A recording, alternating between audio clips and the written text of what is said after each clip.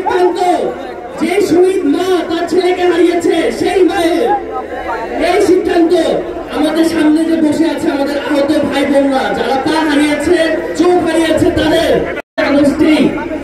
Statement দিয়ে দিয়েছে তারা এই চায় না, বাংলাদেশ চায় না।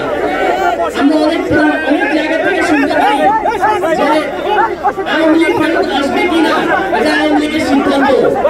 আওয়ামী লীগ ফেরত আসবে কিনা সেটা এই বাংলাদেশের রাজনৈতিক দলগুলোর সিদ্ধান্ত। আমি বলি এই সিদ্ধান্ত আওয়ামী লীগের না, এই সিদ্ধান্ত এই দেশের রাজনৈতিক দলগুলোর না, এই সিদ্ধান্ত আপনি আমি আমাদের মতন জনগণের। আপনারা কি আমার সাথে একমত? আপনারা কি আমার সাথে একমত? আমরা আওয়ামী লীগকে ফেরত চাই না। আমাদের বুকের রক্ত, আমাদের পানির তৃষ্ণা এখনো মিটে নাই। প্রয়োজন হলে আবারও আমরা আবু সাইদের মতন বুক পেতে আবারও মুক্তের মতন পানির বোতল হাতে নিয়ে রাজপথে নামবো। এই ফ্যাসিস্টের বিরুদ্ধে আওয়ামী লীগের নিষিদ্ধের কোনো বিকল্প হবে না।